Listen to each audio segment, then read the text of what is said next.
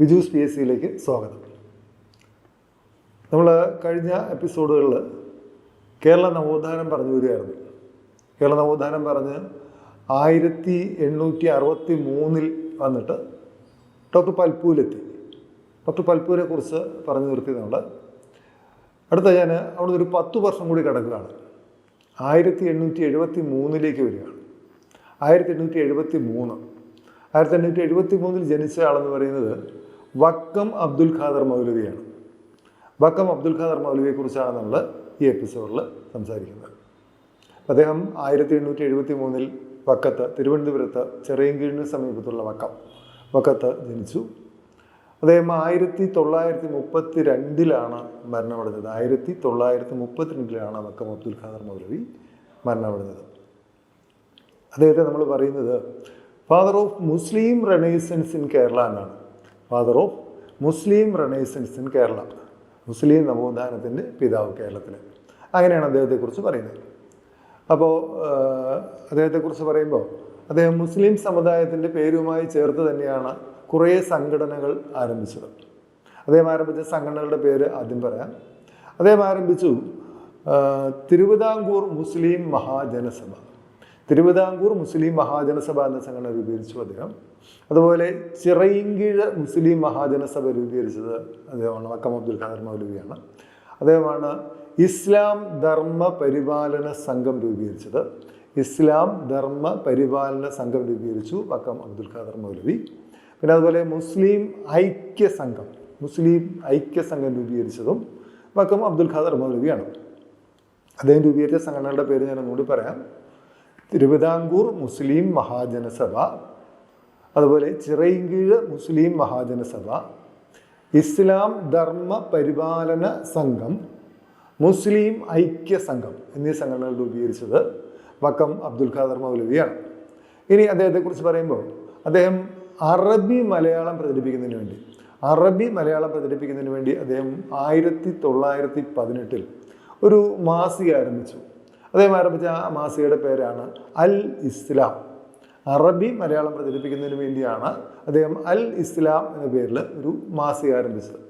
ഇപ്പം ഞാൻ ആ അൽ ഇസ്ലാമിൻ്റെ പേര് പറയുമ്പോൾ ഒരു അൽ അമീൻ കൂടെ അങ്ങ് പറഞ്ഞു പോകാം അല്ലേ. അൽ അമീൻ എന്ന് പറഞ്ഞൊരു പത്രം ഉണ്ടായിരുന്നല്ലോ. അൽ അമീൻ എന്ന പത്രം പ്രസിദ്ധീകരിച്ചിരുന്നത് ആരാണ്?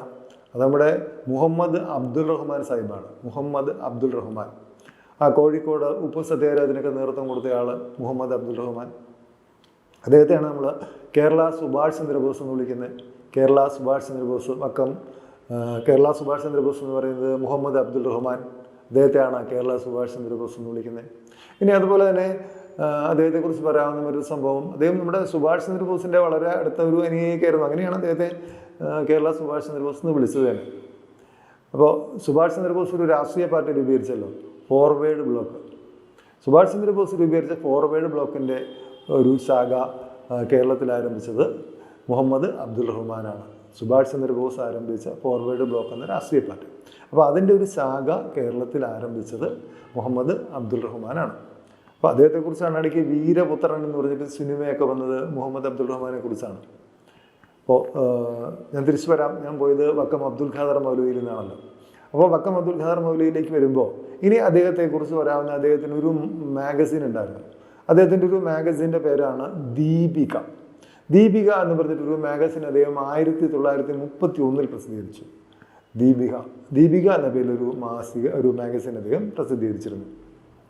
അപ്പോൾ അത് ഞാൻ പറയാൻ കാരണം അതിനകത്താണ് അദ്ദേഹം ഈ ഖുർആൻ മലയാളീകരിച്ച് സീരിയലൈസ് ചെയ്ത്. അപ്പോൾ ഖുർആൻ്റെ മലയാള പരിഭാഷ അത് തുടർച്ചയായിട്ട് ഈ ഇതിനകത്ത് ദീപിക എന്ന് പറയുന്ന മാസികയിൽ അദ്ദേഹം എഴുതുന്നുണ്ടായിരുന്നു. വക്കം അബ്ദുൽ ഖാദർ മൗലവി എഴുതുന്നുണ്ടായിരുന്നു. അതുപോലെ അദ്ദേഹത്തിന് മുസ്ലിം എന്ന പറഞ്ഞിട്ടൊരു മാസിക ഉണ്ടായിരുന്നു. മുസ്ലിം എന്ന പേരിലൊരു മാസികയും അദ്ദേഹം പ്രസിദ്ധീകരിച്ചു. അപ്പോൾ ഇതിനൊക്കെ അപ്പുറമായിട്ട് നമുക്ക് അദ്ദേഹത്തെ അറിയാൻ പറ്റുന്ന ഏറ്റവും പ്രധാന സംഭവം എന്ന് പറയുന്നത് അദ്ദേഹം 1905 നമ്മുടെ അഞ്ചുതങ്ങ് എന്ന് പറയുന്ന സ്ഥലത്ത് നിന്ന് ഒരു പത്രം ആരംഭിച്ചു. 1905 അഞ്ചുതങ്ങിൽ നിന്ന് അദ്ദേഹം ആരംഭിച്ച പത്രമാണ് സ്വദേശാഭിമാനി. 1905 അദ്ദേഹം അഞ്ചുതങ്ങിൽ നിന്ന് സ്വദേശാഭിമാനി എന്ന പേരിൽ ഒരു പത്രം ആരംഭിക്കുന്നത്. ആ സ്വദേശാഭിമാനി എന്ന പത്രത്തിൻ്റെ ആദ്യ പത്രാധിപരുടെ പേര് CP ഗോവിന്ദപിള്ള എന്നാണ്. സ്വദേശാഭിമാനി പത്രത്തിൻ്റെ ആദ്യ പത്രാധിപരായിരുന്നു CP ഗോവിന്ദപിള്ള. പിന്നീട് 1906 നമ്മുടെ രാമകൃഷ്ണപിള്ള ആ പത്രത്തിൻ്റെ പത്രാധിപരായിട്ട് വരുന്നത്. സ്വദേശാഭിമാനി രാമകൃഷ്ണപിള്ള എന്ന പേരിൽ പ്രശസ്തനാകുന്ന നെയ്യാറ്റിൻകരയിലെ കൂടില്ല വീട്ടിൽ ജനിച്ച രാമകൃഷ്ണപിള്ള. സ്വദേശാഭിമാനി രാമകൃഷ്ണപിള്ള ജനിച്ചത് നെയ്യാറ്റിൻകരയിലാണ്. അദ്ദേഹത്തിൻ്റെ വീട്ടുപേര് കൂടില്ല വീട് എന്നാണ്. അദ്ദേഹത്തെക്കുറിച്ച് പറയുമ്പോൾ അദ്ദേഹത്തെ 1910 നാട് കടത്തിയതായിട്ട് നമ്മൾ അറിയുന്നു, അല്ലെ? അദ്ദേഹത്തെ മദ്രാസിലേക്ക് നാട് കടത്തി 1910.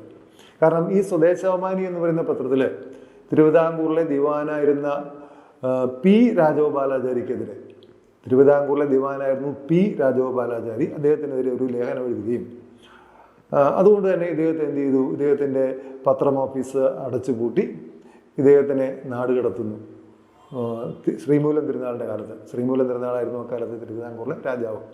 അക്കാലത്താണ് അദ്ദേഹത്തെ മദ്രാസിലേക്ക് നാട് കടത്തുന്നത്. പിന്നീട് അദ്ദേഹം കണ്ണൂരിൽ വരികയും കണ്ണൂരിൽ വെച്ച് അദ്ദേഹം മരണമടയുകയൊക്കെ ചെയ്യുന്നു. കണ്ണൂരിലെ പയ്യാമ്പലം എന്ന് പറയുന്ന സ്ഥലത്താണ് അദ്ദേഹത്തെ അടക്കം ചെയ്തിരിക്കുന്നത്. സ്വദേശാഭിമാനി രാമകൃഷ്ണപിള്ളയെ അടക്കം ചെയ്തിരിക്കുന്ന കണ്ണൂരിലെ പയ്യാമ്പലത്താണ്. പ്രമുഖരായ പല നേതാക്കന്മാരെയും അടക്കം ചെയ്തിട്ടുള്ള ഒരു സ്ഥലമാണ് ഈ പയ്യാമ്പലം എന്ന് പറയുന്നത്. ഇനി ഞാൻ പറയുന്നത്, ഈ സ്വദേശാഭിമാനി രാമകൃഷ്ണപിള്ളയെ നാട് കടത്തിയതിന് ശേഷം ആ പത്രം ഓഫീസെല്ലാം, സ്വദേശാഭിമാനി പത്രം ഓഫീസൊക്കെ അടച്ചുപൂട്ടിയല്ലോ. അടച്ചുപൂട്ടി കഴിഞ്ഞിട്ട് പിന്നീട് പത്രം ഓഫീസ് തുറക്കാൻ വേണ്ടി ഉള്ള അനുവാദം തിരുവിതാംകൂറിലെ രാജാവിൽ നിന്ന് കിട്ടി. അപ്പോൾ അത് തുറക്കുന്നതിനെക്കുറിച്ച് വക്കം അബ്ദുൽ ഖാദർ മൗലവിയോട് പറയുമ്പോൾ, എൻ്റെ പത്രാധിപരില്ലാത്ത പത്രം എനിക്ക് വേണ്ട, പത്രം ഓഫീസ് എനിക്ക് വേണ്ട എന്നാണ് നമ്മുടെ വക്കം അബ്ദുൽ ഖാദർ മൗലവി പറഞ്ഞത്. എന്തായാലും സ്വദേശാഭിമാനി രാമകൃഷ്ണപിള്ള ജനിച്ച സ്ഥലമൊക്കെ ഞാൻ പറഞ്ഞല്ലോ, നെയ്യാറ്റിൻകര. അദ്ദേഹത്തെക്കുറിച്ച് പറയാവുന്ന മറ്റ് പ്രധാനപ്പെട്ട 1-2 കാര്യങ്ങൾ കൂടി ഞാൻ പറഞ്ഞു പോകാം. ഇപ്പോൾ അദ്ദേഹമാണ് മാർസിൻ്റെയും ഗാന്ധിയുടെയും ജീവചരിത്രം ആദ്യമായി മലയാളത്തിൽ എഴുതിയത്. കാറൽ മാർസിൻ്റെയും ഗാന്ധിയുടെയും ജീവചരിത്രം ആദ്യമായി മലയാളത്തിൽ എഴുതിയത് സ്വദേശാഭിമാനി രാമകൃഷ്ണപിള്ളയാണ്. അദ്ദേഹത്തിനൊരു തൂലികാനാമം ഉണ്ടായിരുന്നു, കേരളൻ എന്ന തൂലികാനാമത്തിലാണ് അദ്ദേഹം ലേഖനങ്ങൾ ആദ്യകാലത്ത് എഴുതിയിരുന്നത്. കേരളൻ, അത് സ്വദേശാഭിമാനി രാമകൃഷ്ണപിള്ളയുടെ തൂലികാനാമമാണ്. ഇനി അതുപോലെ പത്രപ്രവർത്തകരുടെ ബൈബിൾ എന്നറിയപ്പെടുന്ന ഒരു പുസ്തകമുണ്ട്. പത്രപ്രവർത്തകരുടെ ബൈബിൾ, അത് വൃത്താന്ത പത്രപ്രവർത്തനമാണ്. അപ്പോൾ പത്രപ്രവർത്തകരുടെ ബൈബിൾ എന്നറിയപ്പെടുന്ന വൃത്താന്ത പത്രപ്രവർത്തനം അത് എഴുതിയതും സ്വദേശാഭിമാനി രാമകൃഷ്ണപിള്ളയാണ്. ഇനി അദ്ദേഹത്തിൻ്റെ ഭാര്യയുടെ പേര് കല്യാണിക്കുട്ടി അമ്മ എന്നാണ്. ഞാൻ കല്യാണിക്കുട്ടി അമ്മയെക്കുറിച്ച് പറയാൻ കാരണം, ഈ കല്യാണിക്കുട്ടി അമ്മയും സ്വദേശാഭിമാനി രാമകൃഷ്ണപിള്ളയായിട്ടുള്ള ജീവിതം ഒരു 12 വർഷം മാത്രമാണ് ഉണ്ടായിരുന്നത്. ആ 12 വർഷത്തെ ജീവിതത്തെക്കുറിച്ച് അവർ ഒരു പുസ്തകം എഴുതിയിട്ടുണ്ട്. എൻ്റെ വ്യാഴവട്ട സ്മരണകൾ, memories of A cycle of 12 years. അതായത് 12 വർഷത്തെ ജീവിതം. ആ ജീവിതത്തെക്കുറിച്ച് അവരെഴുതിയ പുസ്തകമാണ് എൻ്റെ വ്യാഴവട്ട സ്മരണകൾ. അപ്പോൾ നമ്മുടെ സ്വദേശാഭിമാനി രാമകൃഷ്ണപിള്ളയിലേക്ക് വന്നത്, സ്വദേശാഭിമാനി രാമകൃഷ്ണപിള്ള പത്രാധിപരായ പത്രത്തെക്കുറിച്ച് പറഞ്ഞുകൊണ്ടാണ്. ആ പത്രം ഏതായിരുന്നു? ആ പത്രം സ്വദേശാഭിമാനി പത്രമാണ്. ഇനി സ്വദേശാഭിമാനി രാമകൃഷ്ണപിള്ളയെക്കുറിച്ച് PSC ഇടയ്ക്ക് ചോദിച്ചൊരു ചോദ്യം, സ്വദേശാഭിമാനിയുടെ പ്രതിമ സ്ഥിതി ചെയ്യുന്ന പാർക്ക് എവിടെയാണ് എന്നാണ്. സ്വദേശാഭിമാനി രാമകൃഷ്ണപിള്ളയുടെ പ്രതിമ സ്ഥിതി ചെയ്യുന്ന പാർക്കും എവിടെ തന്നെയാണ്? നെയ്യാറ്റിൻകരയിൽ തന്നെയാണ്. ഇനി അതുപോലെ അദ്ദേഹത്തിൻ്റെ ഒരു പ്രതിമ നമ്മുടെ ഇവിടെ തിരുവനന്തപുരത്ത് പാളയത്ത് അദ്ദേഹത്തിൻ്റെ ഒരു പ്രതിമ സ്ഥാപിച്ചിട്ടുണ്ട്. ഒരു അർത്ഥകായ പ്രതിമ അവിടെയും സ്ഥാപിച്ചിട്ടുണ്ട്. പ്രതിമകളുടെ നഗരം എന്നാണല്ലോ നമ്മുടെ തിരുവനന്തപുരത്തെക്കുറിച്ച് പറയുന്നത്. തിരുവനന്തപുരത്ത് ഒരുപാട് പ്രതിമകളുണ്ട്. ആ പ്രതിമകളെക്കുറിച്ച് ഞാൻ പിന്നീട് ഒരിക്കൽ വിശദീകരിച്ച് പറയാം. അപ്പോൾ എന്തായാലും നമ്മളിപ്പോൾ വന്നത് വക്കം അബ്ദുൽ ഖാദർ മൗലവിയെക്കുറിച്ച് പറഞ്ഞുകൊണ്ടാണ്. 1873 തിരുവനന്തപുരത്ത് ചിറയൻകീഴിനടുത്തുള്ള വക്കത്ത് ജനിച്ച വക്കം അബ്ദുൽ ഖാദർ മൗലവി. അദ്ദേഹം 1932 മരണമടഞ്ഞത്. ഞാൻ അദ്ദേഹത്തിൻ്റെ സംഘടനകളുടെ പേരൊക്കെ പറഞ്ഞു. ചിറയൻകീഴ് മുസ്ലിം മഹാജനസഭ, ട്രാവൻകൂർ മുസ്ലിം മഹാജനസഭ, പിന്നെ അതുപോലെ ഇസ്ലാം ധർമ്മ പരിപാലന സംഘം, പിന്നെ പറഞ്ഞു മുസ്ലിം ഐക്യ സംഘം. ഇതൊക്കെ ആരംഭിച്ചത് ആരാണ്? നമ്മുടെ വക്കം അബ്ദുൽ ഖാദർ മൗലവിയാണ്.